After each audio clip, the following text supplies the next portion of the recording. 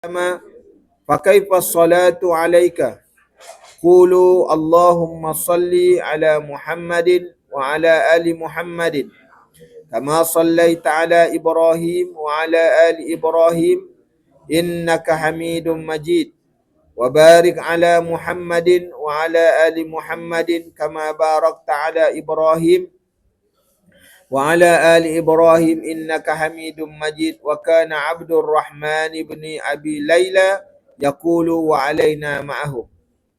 Daripada Ka'ab bin Ujrah radhiyallahu an katanya bahawa ketika diturunkan firman Allah Subhanahu wa taala, Inna Allah wa malaikatahu yusalluna 'alan nabi ya ayyuhalladzina amanu sallu 'alaihi wa sallimu taslima. Surah Al-Ahzab ayat 56. Sesungguhnya Allah dan malaikatnya berselawat ke atas Nabi. Wahai orang-orang yang beriman, berselawatlah kamu untuk Nabi dan ucapkanlah salam penghormatan kepadanya. Lalu kami bertanya kepada Nabi SAW, Ya Rasulullah SAW, sesungguhnya kami telah mengetahui bagaimana cara mengucap salam penghormatan kepadamu, tetapi bagaimana cara nak mengucapkan selawat untukmu?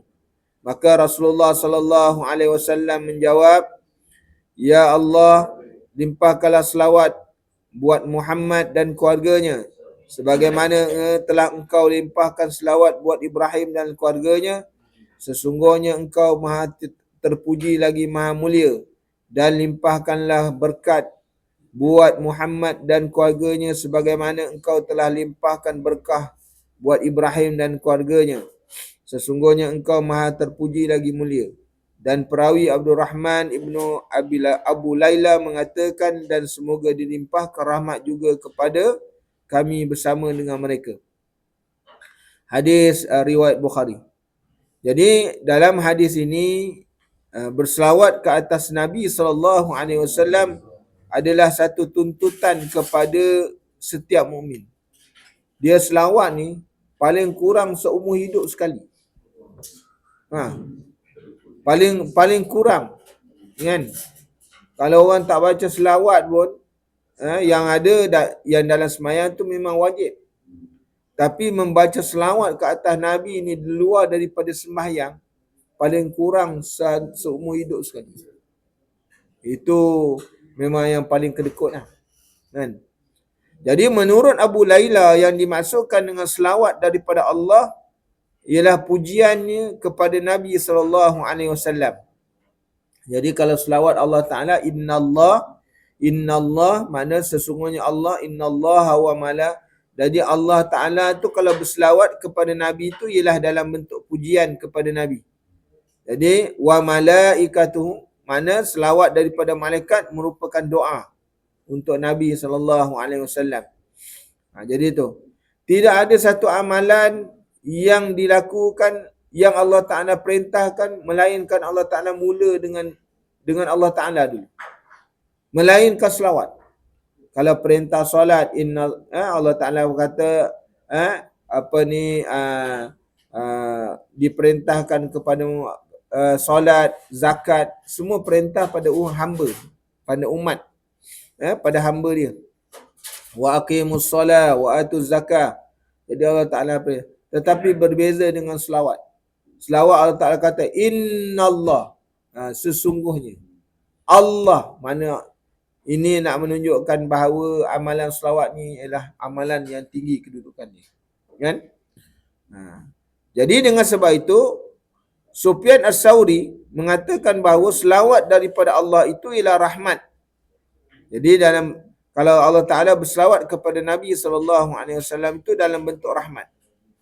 Dan selawat daripada malaikat ialah mohon ampun bagi yang bersangkutan dengan dia. Manakala Al-Imamul Qurtubi menafsirkan bahawa turun ayat Innallaha wa malaikatahu yusalluna 'alan nabi, Imam Qurtubi dia menafsirkan bahawa perintah berselawat dalam Quran bukan hanya satu ibadat sunat, bahkan merupakan tanda penghormatan tertinggi kepada Nabi SAW. Jadi selawat kepada Nabi SAW adalah salah satu bentuk ibadat yang mendatangkan syafaat daripada baginda di akhirat. Jadi orang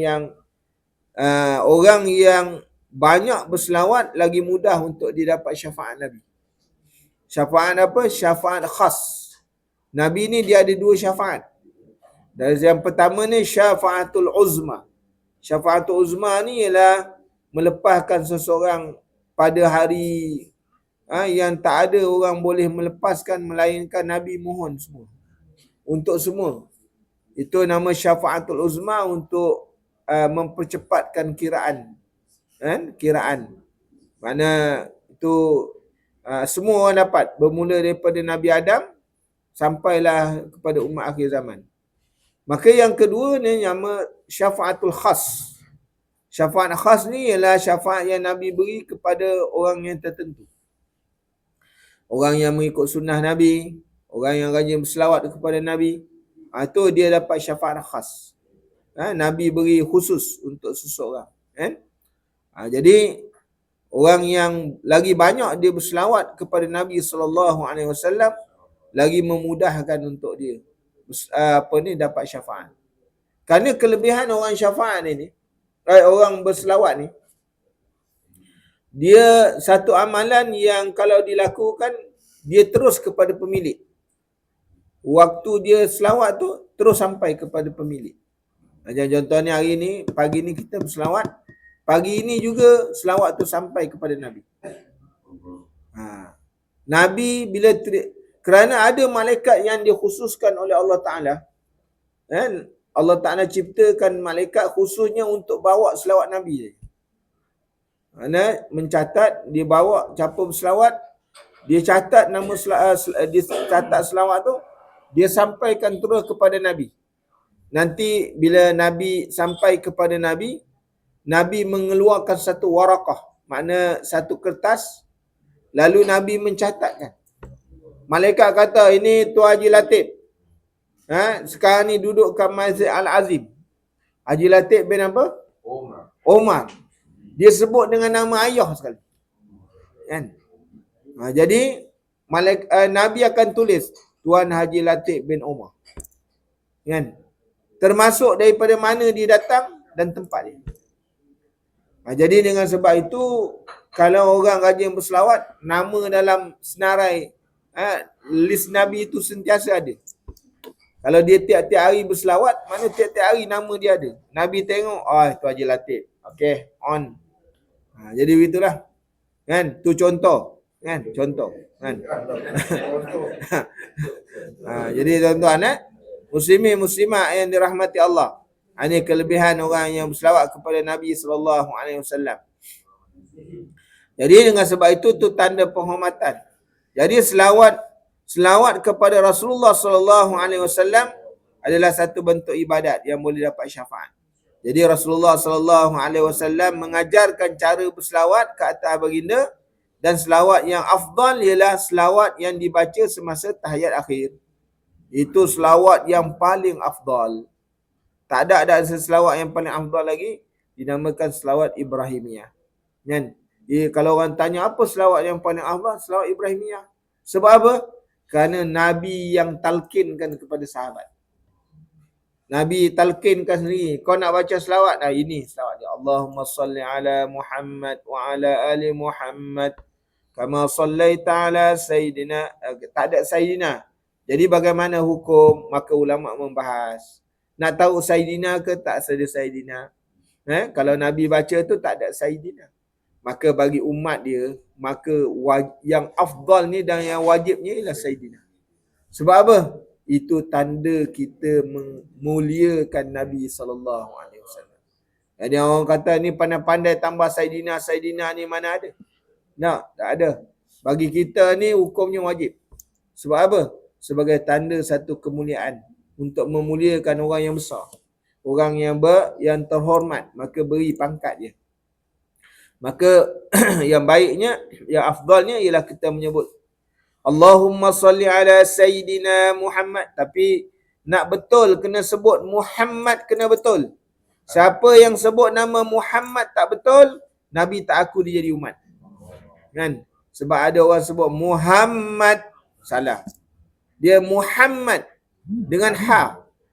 Sampai kalau orang sebut Muhammad tak betul, sembahyang dia tak sah. Kan?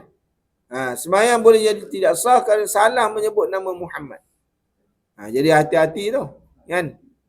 Muhammad bil ha, dengan ha, bukan Muhammad. Itu banyak sebab orang kadang orang azan baik salah. Muhammadur Rasulullah salah tau. Kan? Jadi dengan sebab itu orang yang salah menyebut nama Nabi, Nabi tak akui dia jadi umat dia. Jadi Allahumma salli ala Sayyidina Muhammad wa ala ali Muhammad wa ala ali Sayyidina Muhammad kama sallaita ala Sayyidina Ibrahim wa ala ali Sayyidina Ibrahim wa barik ala Muhammad sampai akhirlah. Itu makna bagaimana selawat kepada Nabi. Dan Muslim dituntut berselawat setiap kali menyebut dan mendengar ataupun menulis Nabi SAW, dan ganti nama kepada pangkat Rasulullah SAW antara lafaznya sallallahu alaihi wasallam. Jadi selawat yang paling pendek ialah sallallahu alaihi wasallam, sallallahu alaihi wasallam, sallallahu alaihi wasallam. Kalau kita menyebut selawat yang paling pendek ni sallallahu alaihi wasallam, dalam 1 minit kita boleh sebut 50 kali. Kan? 50 kali sallallahu alaihi wasallam, sallallahu alaihi wasallam, sallallahu alaihi wasallam. Itu ataupun alaihi salawatu wassalam. Boleh juga. Jadi kalau kita menyebut selawat yang paling pendek sallallahu alaihi wasallam, dalam tempoh 1 minit boleh 50 kali. Kan? Jadi 1 minit. Kalau 60 minit, bayangkanlah kan? Berapa banyak. Setiap satu selawat kita akan dapat ganda 10. Kan? Man shalla salatan wahidatan, salawatullah bi'asyarah. Kan? Siapa selawat sekali kepada Nabi, maka Allah Ta'ala selawat pada dia 10 kali. Dalam bentuk apa? Makna keampunan Allah Subhanahu Wa Ta'ala. Maka Ibn Rajab menjelaskan kebanyakan selawat akan menambahkan kecintaan kepada Rasulullah sallallahu alaihi wasallam, menghidupkan sunnah, membersihkan hati daripada kelalaian, dan menguatkan hubungan rohani dan menjadikan sebab memperoleh rahmat Allah. Jadi dengan sebab itu, oleh kerana kita ni berada dalam bulan Rabiul Awal, bulan kelahiran Rasulullah sallallahu alaihi wasallam, jadi banyakkanlah maknanya berselawat kepada Nabi sallallahu alaihi wasallam supaya apa? Nabi melemparkan kepada kita syafaat dia besok di akhirat kelak. Kan? Jadi mudah-mudahan rajin-rajin berselawat, bukan setakat dalam semayang tapi di luar daripada semayang. Mudah-mudahan orang yang rajin berselawat, Nabi akan kenal, mudah untuk mengenal dia. Jadi mudah-mudahan Allah beri taufik hidayah kepada kita, insya-Allah. Aqulu qauli hadza wa astaghfirullahal azim. Assalamualaikum warahmatullahi wabarakatuh.